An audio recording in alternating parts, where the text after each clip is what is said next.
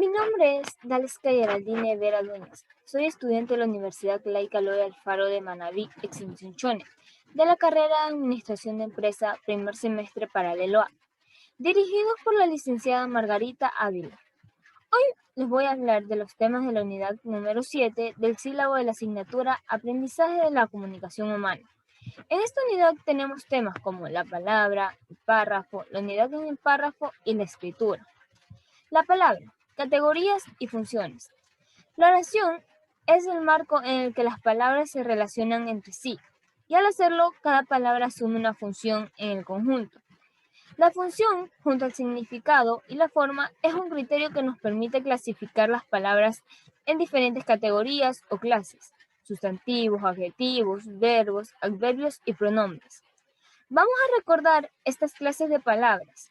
Sustantivos. Son palabras variables que nombran a personas, animales, cosas, sentimientos, ideas. Hombre, casa, verdad funcionan como núcleo del sintagma nominal. Artículos. Son palabras variables sin significado propio, que se anteponen a los sustantivos para indicar su género y su número. El, la, los, las funcionan como determinante. Adjetivos. Son palabras variables que se refieren a un sustantivo, destacando una propiedad suya: digno, poderoso, magnánimo, o limitando su extensión: este, un, su. Funcionan generalmente como complemento o como determinante. Verbos. Son palabras variables que expresan acciones, estados o procesos situados en un tiempo determinado. Cuentan, es, hago. Funcionan como núcleo del sintagma verbal. Adverbios. Son palabras invariables que nombran circunstancias de un lugar, modo, tiempo o cantidad, o expresan afirmación, negación o duda. Aquí, así, ahora, muy, sí, no, quizás. Funcionan generalmente como complemento de un verbo, de un adjetivo o de otro adverbio. Una clase especial de palabras. Las interjecciones. Las interjecciones son un tipo especial de las palabras que sirven para expresar sentimientos de alegría, dolor, sorpresa, pesar, admiración de una manera repentina. Ay, hola. Generalmente constituyen por sí mismas un enunciado. Algunos sustantivos, adjetivos, verbos o adverbios pueden usarse con el mismo valor que una interjección: hombre, bravo, vaya. En estos casos hablamos de interjecciones impropias. Pronombres. Son palabras de significado personal: yo, nosotros; posesivo, mío, nuestro; demostrativo, este, ese, aquel; numeral, uno, primero; indefinido, alguien, ninguno; interrogativo, qué, quién; o exclamativo, cuánto, quién, que se refieren a las mismas entidades que los sustantivos. Estos funcionan como núcleo en el sintagma nominal. Elementos de enlace. Son palabras que unen otras palabras o conjunto de palabras. Desempeñan la función de enlaces en las proposiciones a, con, de, en, por, y las conjunciones y, ni, o, pero, si no, por qué, sí. El párrafo, la oración temática y la idea central. Las oraciones temáticas son las que contienen una síntesis en el contexto de un párrafo.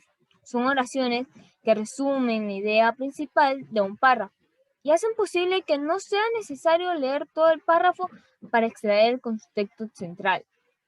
La inclusión de una oración temática en el comienzo de un párrafo es un recurso habitual y oportuno en todo texto, pero son especialmente periódicos. Muchas veces los lectores de un periódico leen solamente la primera oración de cada párrafo y de esta manera se enteran de forma rápida que lo central de la noticia. Las oraciones temáticas funcionan como elemento anticipador y también permiten captar la atención del lector. Las oraciones temáticas sirven como guía para que las oraciones subsiguientes, conocidas como las secundarias, se circuitaban a hablar sobre lo explicado en esta oración. Las oraciones temáticas por lo general se ubican al principio del párrafo, pero también pueden aparecer en la mitad o incluso en el final, a modo de cierre de la idea. Una idea central domina el sentido y significación del párrafo, con que damos sustancia a un escrito. La idea central es la motivación en cada área del desenvolvimiento de la exposición. Esta es la parte del párrafo que nos muestra el mensaje más amplio, más profundo y más sobresaliente que nos ha transmitido el autor y en torno del cual giran las demás ideas. Todo lo que se diga en el párrafo queda incluido en la idea central, la cual viene a ser un resumen representativo de las ideas que lo conforman. Es normal que un párrafo tenga varias ideas, pueden ser 2, 3, 4, 5. De ahí que no sirva leer en busca de las palabras aisladas, ya que con ello se fracciona la idea. Además, la comprensión es más afectiva cuando se capta la idea en forma completa. Si un párrafo tiene 6 ideas, por ejemplo, el lector debe captar las 6 ideas, aunque sea con palabras suyas. La idea central puede ser una de las oraciones que trae el párrafo, o 2 oraciones en él. Y es posible que yo, como lector, tenga que organizar una idea central teniendo en cuenta el mensaje principal del párrafo. El saber encontrar la idea central de un párrafo nos ayuda a estudiar o leer en forma más afectiva. La unidad en el párrafo. La construcción correcta del párrafo. Antes de mencionar los diferentes aspectos que deben de tener en cuenta a la hora de construir párrafos, se hace necesario entender que un párrafo es un conjunto de oraciones o preposiciones que conectados entre sí desarrollan la idea global. El párrafo se caracteriza principalmente por ser una unidad temática, por tener coherencia y por presentar claridad comprensiva. El párrafo se distingue visualmente en el texto. Empieza con una letra mayúscula y termina con un punto aparte. El párrafo consta de la idea central, que por lo general se sintetiza en una oración llamada oración temática, y de oraciones secundarias o de apoyo, que son los argumentos que explican y sostienen la idea principal. Cualidades principales. Unidad. Cada párrafo debe desarrollar una sola idea principal. Se rompe la unidad en el párrafo cuando se introduce elementos diferentes que no apoyan con la idea principal. Cohesión. Se consigue cohesión en un párrafo cuando todas las oraciones se articulan de forma ordenada y comunican un mismo mensaje.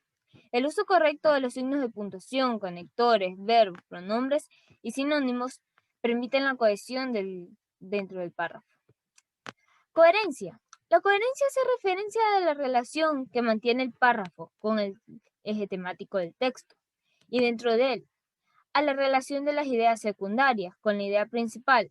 El párrafo coherente presenta las ideas de una forma ordenada, informa suficiente sobre el tema a desarrollar, permite al escritor jugar con las ideas poniéndolas en orden y que le facilite el entendimiento por parte del lector.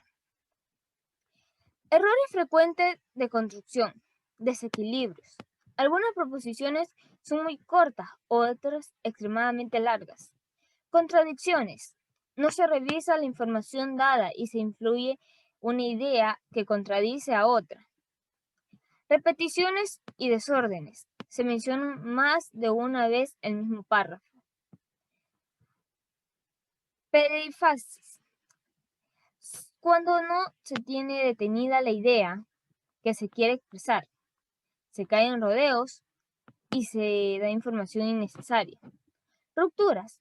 Se pasa de una idea a otra, sin que la anterior se haya desarrollado de lo suficiente. Párrafos. Párrafos excesivamente largos. Pueden acabar toda una página y son confusos. Cita impertinente. En ocasiones, cuando se incluyen los párrafos, pensamientos o ideas de otras personas, se suelen dejar aislados, sin darse el contexto adecuado. Plagio, voluntario o involuntario. Si no se domina el tema, es frecuentemente que se recurra a las ideas de otros, sin hacer una respectiva referencia. La escritura. Etapas de la escritura.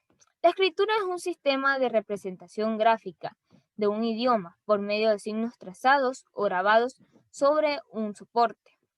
La escritura es una decodificación sistemática mediante signos gráficos que permiten realizar con gran precisión el lenguaje hablado por medio de signos visuales. La escritura se diferencia de los pictogramas. En estos no suelen tener una estructura secuencial, línea evidente. Existen dos principios generales en la escritura.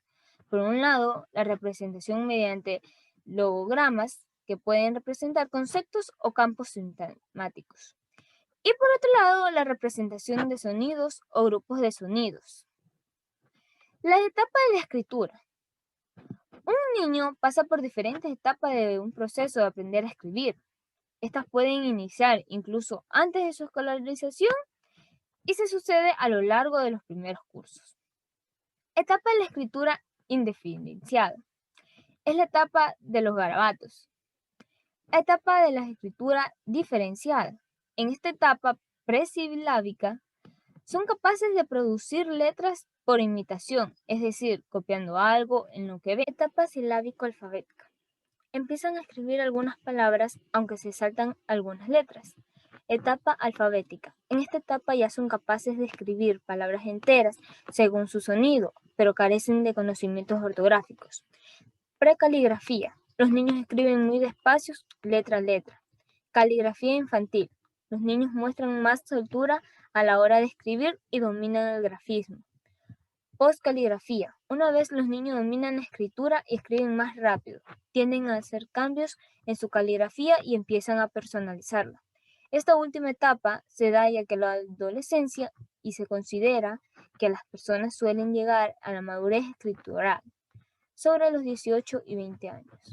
Gracias.